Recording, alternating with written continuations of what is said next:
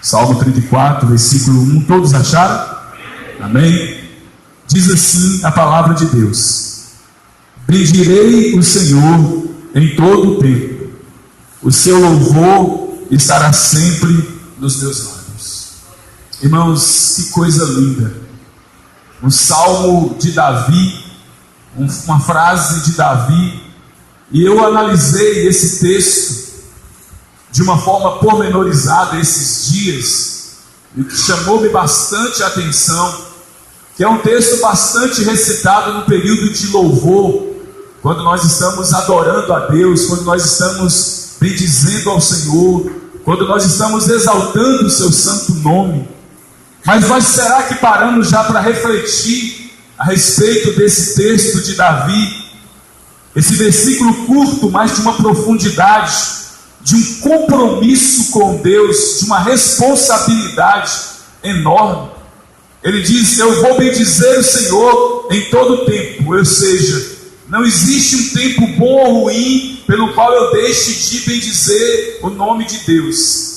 O seu louvor vai estar sempre nos meus lábios. Então, isso independe das circunstâncias. E eu comecei, meus irmãos, a pensar sobre culto, sobre adoração, sobre a nossa vida com Deus, porque foi para isso que Deus nos criou. Deus, ele não criou o homem para a imundícia. Deus não criou o homem para a profanação. Deus não criou o homem para a escravidão. O diabo tem escravizado sim muitas pessoas. O inimigo de Deus tem levado muitas pessoas à ruína. Não, mas Deus não nos criou para a impureza. Deus nos criou para o seu louvor. Deus nos criou para dar um culto a Deus. Irmãos, o que é dar esse culto a Deus? Simples. É orar, é adorar, é bendizer, é exaltar, é se render a Deus, é se entregar ao Senhor, é viver uma vida dedicada a Deus. A adoração não consiste apenas no momento em que estamos entoando cânticos de louvor a Deus. Na verdade, em todo tempo nós devemos louvar e bendizer e adorar o nome do nosso Deus, porque para isso Deus nos criou, para isso Deus nos formou. E enquanto não entendermos isso, estaremos vazios. Enquanto não entendermos que Deus, ele criou o homem para a sua glória, Deus criou o homem para estar em sua presença, o homem andará errante, o homem andará perdido, o homem andará buscando em tantos lugares a alegria, a satisfação de sua alma, mas ele não vai encontrar, porque Deus o criou para ele. E o coração do homem só será completo quando o coração do homem encontrar o coração de Deus. Quantos já encontraram o coração de Deus aqui? Quantos já tiveram essa experiência de ter a vida revelada e de entender que sua vida agora é para a glória de Deus? Dá uma glória a Deus para mim, por favor. Nós somos criados para isso, para adorar. E na verdade, meu irmão, o nosso tema é: toda jornada começa com um culto.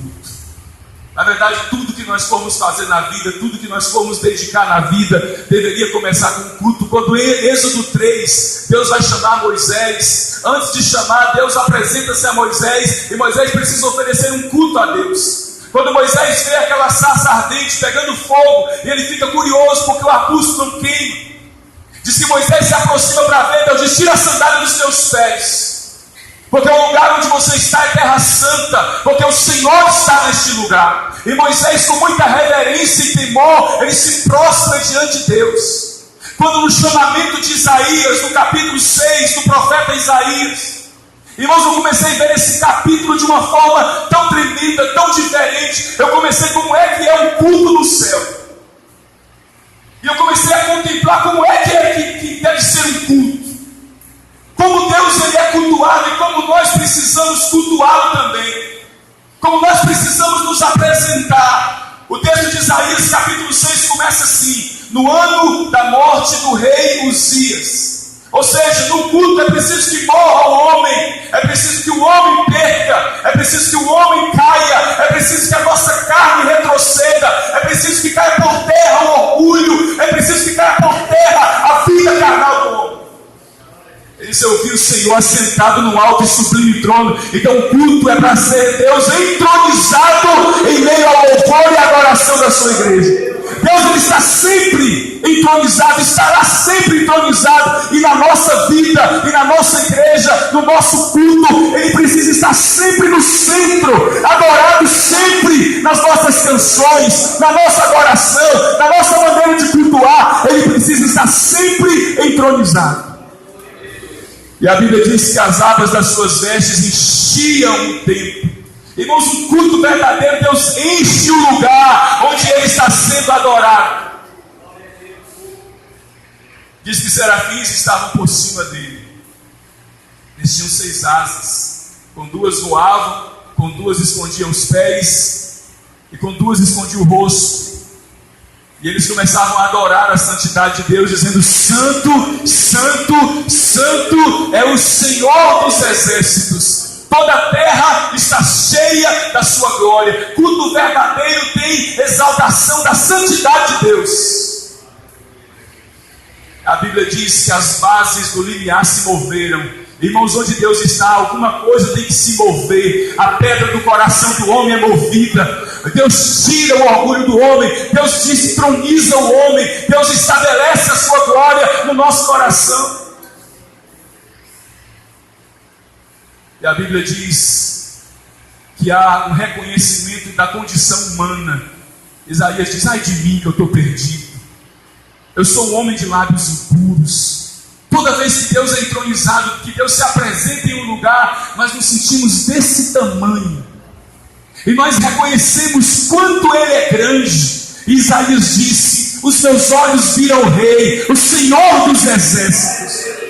Mas também, irmãos, o culto do céu, a purificação.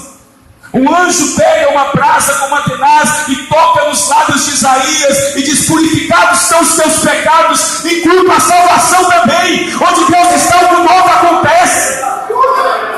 Deus pode mudar a história de muitas pessoas aqui hoje. Deus pode mudar o seu coração. É só você reconhecer quem você é. E por fim nós passamos a ouvir a voz de Deus, que diz: a quem enviarei, quem há de ir por nós? Nós começamos a ver o nosso chamado, nós apresentamos: eis-me aqui, envia-me a mim. Então, que culto maravilhoso! E se nós seguirmos o modelo desse culto, nós teremos cultos cheios da glória de Deus. Mas é certo, meus irmãos, que nossa vida, como eu disse, deveria ser esse culto perpétuo, esse culto sempre nas nossas vidas, porque Deus nos criou para nos relacionarmos com Ele. Agora, é certo que tem pessoas que têm essa intimidade mais aflorada, esse desejo mais intenso de se relacionar com Deus, de conhecer a Deus, de aprofundar a sua busca com Deus. Tem pessoas que têm um relacionamento com Deus, uma intimidade mais intensa.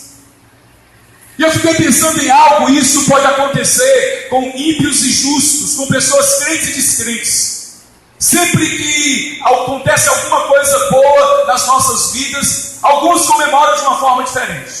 Uns gostam de farra, uns comemoram bebendo, outros comemoram farreando, mas alguns comemoram dando um culto em ação de graça. E como é bom poder agradecer a Deus pelas suas obras em nossas vidas. Salmo 116, versículo 12, o salmista diz: o que darei eu ao Senhor por todos os benefícios que Ele tem feito para comigo? Nós não temos como pagar. E como é bom, às vezes, irmãos, realizar culto em ação de graça a Deus. Só que eu fiquei imaginando que até mesmo pessoas, muitas vezes, que não têm compromisso com Deus, fazem isso. É interessante como as pessoas não querem nada com Deus, mas quando chegam em alguns momentos especiais de suas vidas, eles querem o homem de Deus lá para fazer uma oração. Eles querem o homem de Deus lá para abençoar aquele evento, aquela ocasião, aquele momento especial, porque ele acha que aquilo vem de Deus, então ele precisa fazer algo para agradecer a Deus. Mas o texto que nós lemos aqui, irmãos, é muito mais profundo do que ter uma gratidão apenas por momentos. Aquele tipo de gente que diz assim: se Deus fizer, eu vou. Se Deus fizer, eu faço. Se Deus fizer, eu me alegro. Se Deus fizer, eu cultuo. Aqui o salmista está dizendo de uma intimidade mais profunda. Ele está dizendo assim: independente de como estejam as coisas, independente do que eu esteja vivendo, independente do que eu esteja passando, Bendirei o Senhor em todo o tempo, o seu louvor estará sempre nos meus lábios. Irmãos, estar com os lábios sempre louvando a Deus, na bonança, na alegria, é fácil. Mas eu comecei a ver coisas e a meditar em pessoas que conseguem cultuar, adorar antes que as bênçãos cheguem, antes que as orações são ouvidas, antes que Deus envie socorro. Existem pessoas que já cultuam a Deus antes da resposta chegar. Abacuque capítulo 3, artigos 17 até o 20, ele diz: ainda que a figueira não floresça, o produto da oliveira minta, os currais não hajam gado, as ovelhas sejam arrebatadas do aprisco, mesmo assim exaltarei o Senhor, bendirei o Deus da minha salvação, porque o Senhor Jeová é a minha força, e Ele faz os meus pés andar em lugares altos. Irmãos, o livramento não tinha chegado, o povo estava sofrendo, as coisas continuavam do mesmo jeito, mas mesmo assim Isaías, Abacuque conseguiu adorar a Deus em meio ao sofrimento, enquanto a resposta não tinha chegado. Nós precisamos, meus irmãos, viver nessa dimensão de Deus. Independente do que estejamos vivendo ou passando, nós precisamos ter um relacionamento com Deus para louvar a Deus antes que a conversão chegue na sua casa, antes que a cura da sua enfermidade chegue, antes que sua família seja convertida, que seus filhos sejam salvos. Nós precisamos bendizer o Senhor em todo o tempo. O louvor do Senhor precisa estar nos nossos lábios. Abacuque falou de coisas extremas: figueira não dá fruto, oliveira não dá fruto, não haver currais, os currais não haver gado, não tem mais ovelha no pasto. Você já imaginou uma situação como essa, de escassez, de infertilidade? E ele dizer: mas mesmo assim eu me alegrarei no Senhor, eu me exultarei no Deus da minha salvação. E o Senhor me fez lembrar alguns personagens, algumas pessoas da Bíblia, que nos deixa alguns ensinamentos, como em 2 Crônicas capítulo 20, a história do rei Josafá. Irmão, Josafá passava por um momento difícil. 3 nações se levantaram para destruir o rei Josafá. Era uma grande multidão, era um grande problema, era algo muito mais forte, era algo muito mais poderoso do que ele poderia suportar. Irmãos, eu não estou falando aqui de problema solucionável, coisas que nós podemos resolver, coisas que nós podemos decidir. Eu estou falando de multidão, quando eu falo de tempestade, quando eu falo de coisas que estão acima da nossa capacidade de resolver, acima das nossas forças. A nossa inteligência não resolve, a nossa astúcia não resolve, quando alguma coisa é muito mais elevada e forte do que nós. Era assim a situação de Josafá. E a Bíblia diz que Josafá teve medo. A Bíblia diz que Josafá ficou amedrontado. Mas uma coisa que Josafá fez foi começar a buscar a Deus.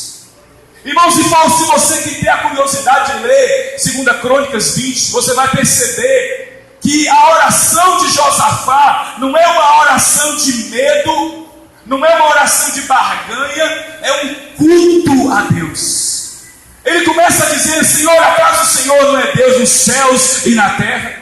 Acaso o Senhor não é dono de todas as coisas? Acaso a tua glória não enche os céus, não enche a terra? Ele começa a dar a glória para Deus, ele começa a levantar um culto de adoração a Deus.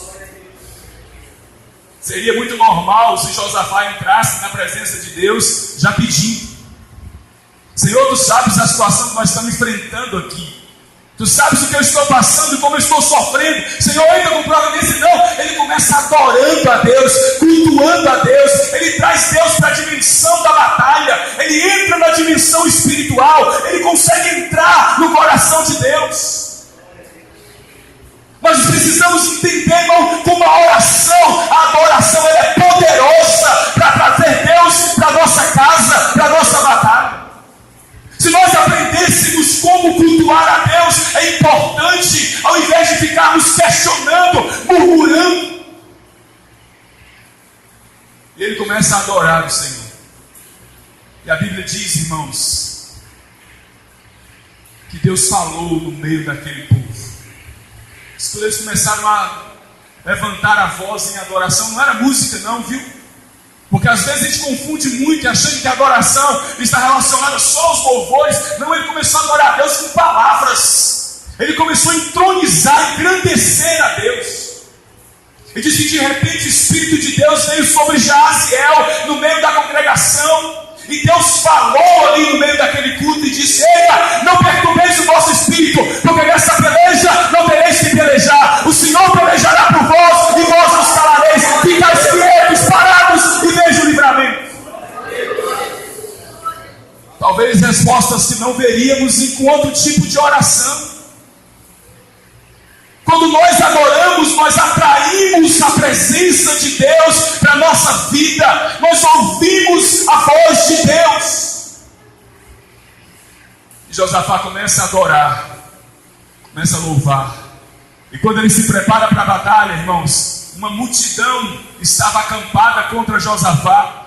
O normal seria ele pegar os melhores guerreiros do seu exército, os homens mais fortes, mais valentes, e colocar na frente da batalha. Mas ele não fez assim. Ele foi lá, chamou os levitas, ele chamou os cantores, que se santificaram, que se purificaram e se colocaram à frente do exército. Não eram pessoas guerreiras, não eram homens de guerra, eram adoradores que iam à frente da batalha, eram homens que conheciam a adoração, que atraíam a presença de Deus. E é isso que nós estamos precisando, de pessoas com comunhão com Deus, de intimidade, que atraiam a presença de Deus para o meio da sua igreja. Eles começaram simplesmente, irmãos, a louvar. Render graças ao Senhor, porque a sua misericórdia dura para sempre. Não era uma coisa inventada, uma coisa simplesmente um mantra. Era uma palavra dita com fé. Era uma palavra que eles acreditavam na bondade de Deus e na sua misericórdia. Rendei graças, adorai ao Rei dos Reis, ao Senhor dos Senhores, porque a sua misericórdia dura para sempre. Adorai a Deus na beleza da sua santidade, porque a sua misericórdia dura para sempre. E a Bíblia diz que Deus desbaratou o exército inimigo. Deus destruiu o exército que vinha contra o rei Josafá. Seria normal agora, irmãos, o rei louvar depois da batalha. Seria normal louvar depois dos despojos, de conseguir riquezas, de conseguir vitória. Todo mundo louva depois da vitória. Mas Josafá louvou antes que a vitória chegasse. Josafá adorou a Deus antes que a batalha fosse vencida. Porque bendirei o Senhor em todo o tempo. O seu louvor estará continuamente nos meus lábios. Será que nós estamos vivendo nessa mesma dimensão? De adorar a Deus quando as coisas ainda não aconteceram? Quantas pessoas estão ficando pelo caminho desanimadas? Quantas pessoas estão deixando de experimentar a comunhão com Deus, a intimidade com Deus, porque as respostas ainda não chegaram? Quantas pessoas estão desperdiçando a oportunidade de aproveitar a comunhão com o Senhor? Meu irmão, precisamos adorar a Deus antes que a resposta chegue. Nós precisamos bendizer o Senhor antes que Ele envie socorro. Eu comecei a me lembrar também de Paulo e Silas na prisão. Atos capítulo 16. Paulo está em Filipos, pregando o evangelho. Disse que uma menina com um demônio, ela adivinhava por um espírito maligno, e ela dava grande lucro para os seus possuidores. E Paulo, já indignado com aquela menina que o seguia por alguns dias, Paulo diz: eu te repreendo em nome de Jesus. E o espírito maligno saiu daquela moça. E quando eles viram que foi desperdiçada a vantagem do seu lucro, eles mandaram prender Paulo. Irmãos, eles pegaram Paulo, eles tiraram a camisa de Paulo, as roupas de Paulo, e eles bateram com Paulo e Silas com vara. Eles foram tão cruéis que eles não deixaram Paulo e Silas com roupa. Eles tiraram as roupas. Eles açoitaram Paulo e Silas com varas. E eles pegaram Paulo e Silas, entregou ao carcereiro da cidade e mandou tomar cuidado com aquele homem, para não deixar que eles fugissem. O carcereiro pega aquele homem todo ensanguentado da maneira que estava, preocupado com a ordem que foi dada, pega aquele homem e leva lá para o cárcere interior e amarra os seus pés ainda no tronco, cheio de vergões, cheio de sangue, todo dolorido, todo ensanguentado. E a Bíblia diz, meus irmãos, que Paulo teria todos os motivos para questionar. Paulo não apanhou porque era um bandido. Paulo não apanhou porque estava amotinando ou fazendo nenhuma desordem. Paulo apanhou porque libertou uma alma de um demônio. Paulo foi preso e açoitado porque pregou o Evangelho de Cristo. Ele tinha todos os motivos para chegar lá, botar o joelho no chão e dizer: muito bom, Senhor, eu prego a tua palavra, eu faço a tua vontade, olha o que eu estou passando aqui. Seria normal para muita gente que está aqui fazer isso. Mas Paulo disse assim, meia-noite, diz que ele começa, Paulo e Silas, a orar, a louvar e a adorar a Deus à meia-noite. Irmãos, eu não sei qual foi o hino que Paulo louvou, eu só sei que o hino chegou lá em cima. Eu não sei se a voz de Paulo era bonita, se ele sabia cantar ou não. Eu sei que subiu aquele negócio lá até o trono de Deus.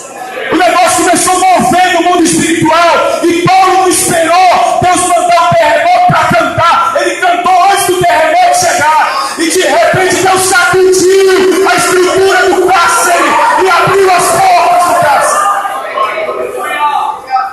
É fácil adorar quando as portas do cárcere estão abertas. É fácil adorar quando a situação mudou, quando o filhinho está na igreja, o maridinho está na igreja, quando as coisas estão boas. Mas Paulo louvou antes. Paulo adorou antes. Irmãos, isso é tão poderoso que os outros presos também foram livres. Não existe coisa melhor do que estar perto de um homem que é adorador. As cadeias das pessoas que estão perto também abrem. O carcereiro desesperado diz: eu vou me matar. E Paulo diz: não te faça isso, porque estamos todos aqui. E o carcereiro diz: o que é que eu faço então? Paulo diz: crê no Senhor Jesus Cristo e será salvo tu e a tua casa. Deus rompeu mais do que cadeias, irmãos. Deus rompeu grilhões das trevas. Deus salvou almas com aquele mover sobrenatural através da adoração de um homem que não esperou a resposta chegar, que adorou antes e fez a resposta acontecer. Porque bendirei o Senhor em todo o tempo. Bendirei com multidão vindo contra mim. Bendirei na prisão, bendirei no cárcere, bendirei em todo o tempo. Seu louvor vai estar sempre na minha boca. Sanguentado, cheio de vergonhas de varas. Provavelmente foi nessa oportunidade que ele tomou 196 varadas.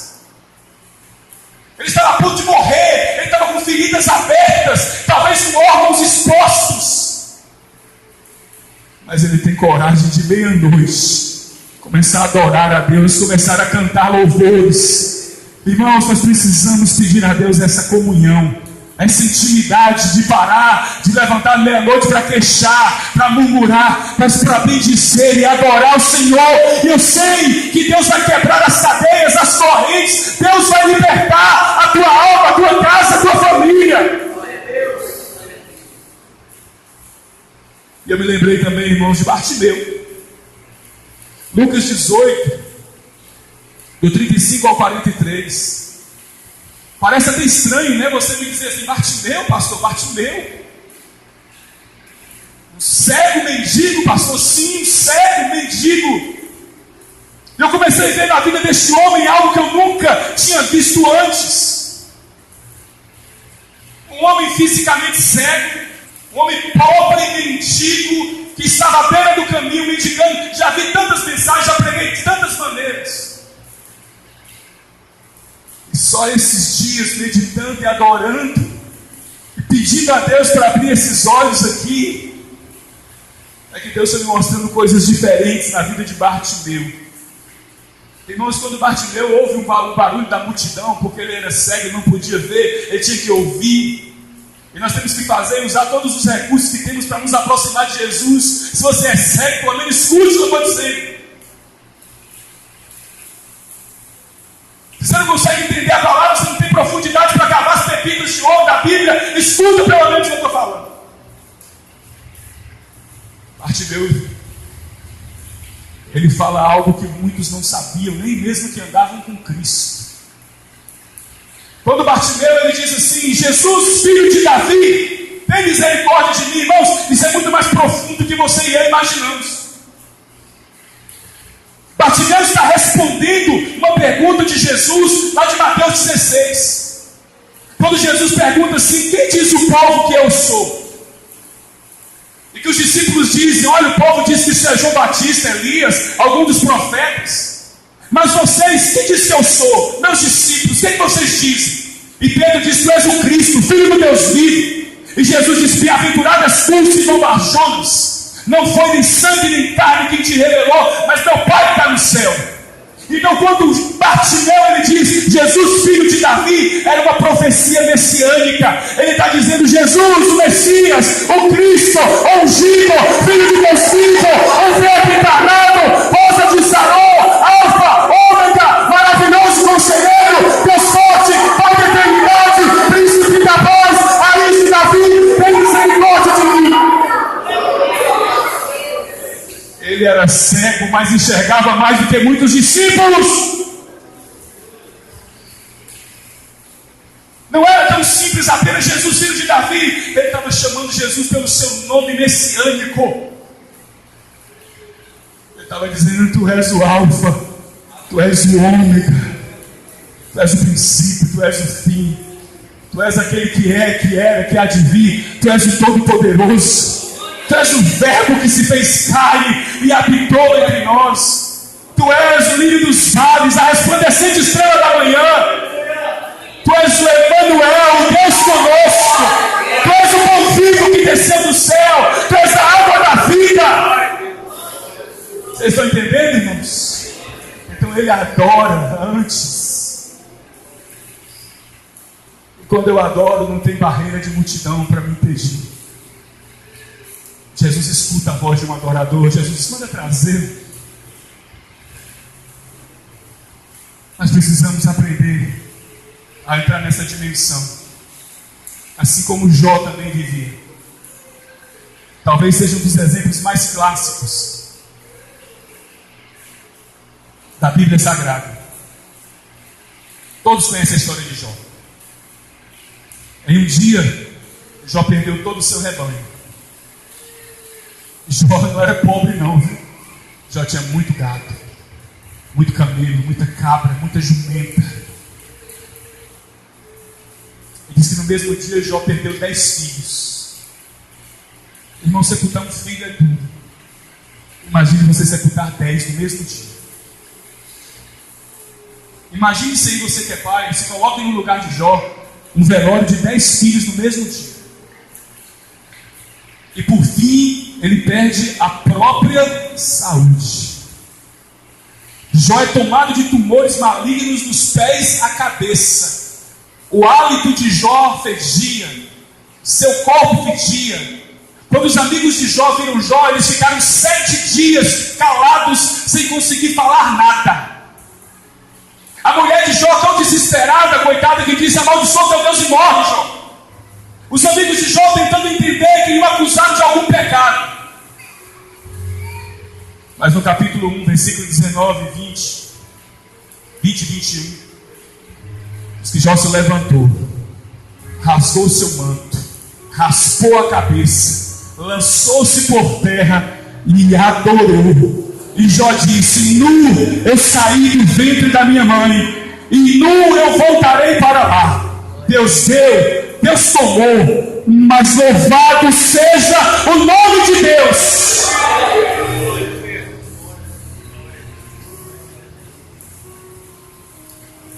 Jó disse em Jó 19:25: eu sei que o meu Redentor, ele vive, e por fim ele se levantará sobre a face da terra. Eu sei que se na minha carne, a minha pele ser consumida, eu sei que nessa mesma carne eu ainda verei a Deus. Eu o verei por mim mesmo, os meus olhos o verão. No capítulo 42, versículo 2, ele diz: eu bem sei que tudo podes, e nenhum dos seus planos pode ser frustrado. É fácil dizer isso, irmãos, quando a resposta chega. Mas dizer isso com o corpo cheio de chaga, com 10 filhos enterrados, com uma mulher sofrendo em casa, com 4 amigos acusando você de pecado, e você em cima de uma cinza com um caco de telha coçando, sua pele apegada aos ossos. Eu saí nu do ventre da minha mãe, eu vou voltar nu. Deus deu, Deus tomou. Louvado seja o nome de Deus. E a Bíblia diz, irmãos, que Deus restituiu a sorte de Jó. Mas eu não vejo Jó adorando depois que Deus restitui. Eu vejo Jó adorando antes que Deus faça. Está difícil, meu irmão. Adore. Você só tem 2 opções na vida: ou você adora ou você murmura. Eu prefiro adorar em você. Eu prefiro adorar em você. Eu prefiro adorar. Eu prefiro que o meu milagre seja gerado em adoração. Eu prefiro mover o coração de Deus adorando. Deus olhar para mim e falar assim: tem todos os motivos para queixar, mas está meia-noite no cárcere me adorando. Está todo cheio de chaga, perdeu 10 filhos, e está dizendo que eu dei, que eu tomei, que eu sou bendito. Está dizendo que eu vivo, está dizendo que eu posso tudo, mesmo eu não fazendo nada por ele. Você que escolhe. Porque eu bendirei todo o tempo ao louvor do Senhor. O seu louvor estará continuamente nos meus lábios. Nós precisamos viver assim. Nós precisamos viver assim. Glória a Deus, irmãos, se fôssemos assim. Glória a Deus, se fôssemos assim. Vivêssemos adorando. Feche um pouquinho os seus olhos e comece a adorar. Eu sei que talvez você não tenha motivos aparentes, mas comece a adorar o Senhor. Comece a bendizer o seu nome. Comece a engrandecer a tua majestade.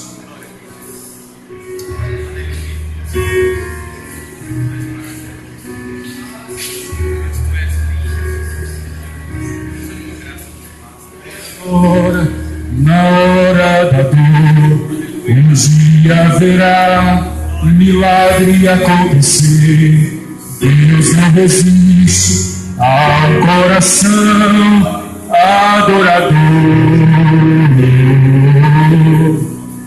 Quem adora em meio às prisões, um dia haverá as cadeias ruir. A adoração também move a mão de Deus. Quem adora em meio à multidão chama a atenção de Deus para si. Eu quero ser achado por ti. Eu quero ser achado por ti. Seja adorado, seja adorado, seja adorado. Aqui, Jesus, seja adorado, seja adorado, seja adorado.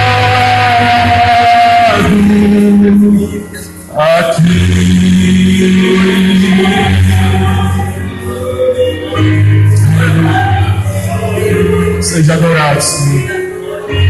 Seja adorado. Mas eu quero que vocês prestem mais atenção um pouquinho aqui em mim. Eu estou para encerrar a minha mensagem. Eu disse que tem pessoas, irmãos, que adoram a Deus quando as coisas boas acontecem. Eu disse que tem pessoas que adoram a Deus antes que as coisas boas aconteçam. Mas Deus me falou de uma classe que está quase extinta. Os que adoram mesmo quando o milagre não vem, quando o livramento não chega. É por isso que esse homem verdadeiro, segundo o coração de Deus, disse: eu bendirei o Senhor em todo o tempo. Esse homem, segundo Samuel 12, ele está com um filhinho enfermo. E Deus disse que a criança ia morrer. E disse que ele jejua e ora 7 dias, com a boca no chão, dizendo: talvez Deus tenha misericórdia, talvez Deus salve essa criança, talvez Deus tenha pena de mim. Mas a criança não é salva. A criança morre. Esse homem se levanta do jejum, esse homem faz a barba, esse homem troca de roupa, ele vai para casa de Deus e adora Deus. Isso aqui é uma classe de gente diferente demais. Isso aqui, meu irmão, é uma classe de gente que está fora do nosso comum. O ser humano capaz de adorar a Deus quando há uma perda. Não é quando ele está esperando, não é quando ele recebe, é quando ele perdeu. Eu me lembrei de Estevão, em Atos 7. Ele está ali sendo apedrejado. Diz que ele cai de joelhos. Ele olha para o céu, vê o céu aberto. E ele vê Jesus na testa do Pai, de pé. Só um adorador faz Jesus levantar do trono. Só um adorador faz Jesus levantar do trono. Só um adorador faz Jesus levantar do trono. Estevão fez.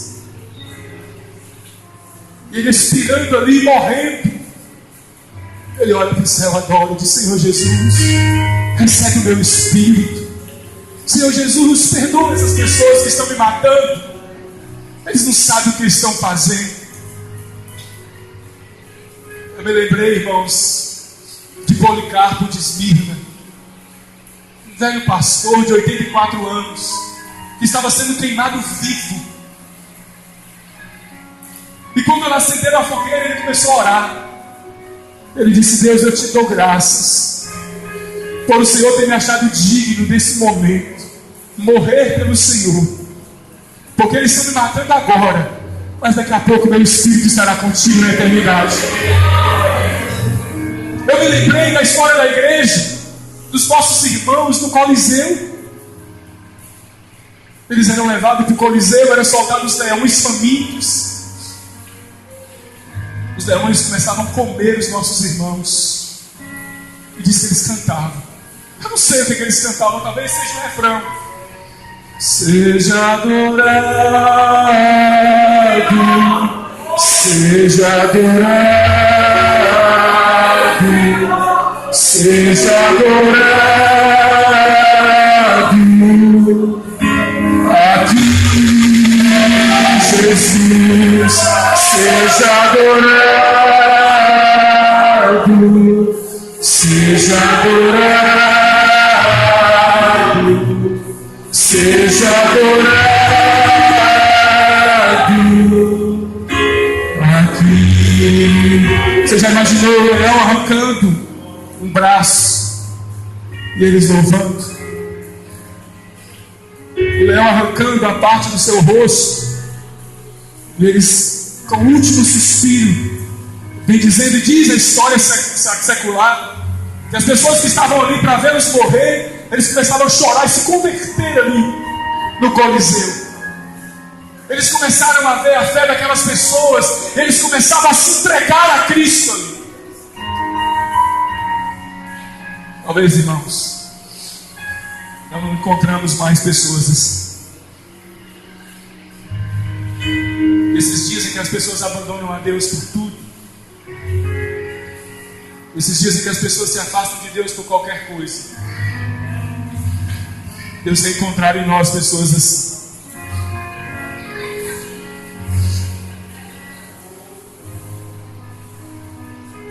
É muito bonito ler a galeria dos heróis da fé de Hebreus. É bonito quando nós vemos aqui, irmãos, homens de fé, pessoas ressuscitadas, milagres. É tão lindo ver aqui Deus fazendo coisas extraordinárias. Mas no final do livro, no final do capítulo, desculpe, a partir do 35 diz assim: alguns foram torturados, não aceitando seu resgate, mas obteram superior ressurreição. Outros, por sua vez, passaram pela prova de escárnios e açoites, sim, até de algemas e prisões. Foram apedrejados, provados, cerrados pelo meio, mortos a fio de espada, andaram peregrinos, vestidos de pele de ovelha, de cabra, necessitados, afligidos, maltratados. Homens dos quais o mundo não era digno, errantes pelos desertos, pelos montes, pelas covas, pelos antros da terra. Ora, todos estes obtiveram bom testemunho por sua fé. Não obtiveram, contudo, a concretização da promessa. Eles morreram sem receber, mas morreram na fé. Eles morreram acreditando. É isso que Deus quer gerar em nossas vidas. É isso que Deus quer gerar em nós. É isso que Deus quer colocar em nosso coração. Seja um adorador de Deus. Seja um servo de Deus. Entregue a sua vida a Ele de verdade. Talvez você nunca experimentou o quanto Deus é bom, porque talvez você nunca experimentou, porque você nunca se entregou de verdade a Ele.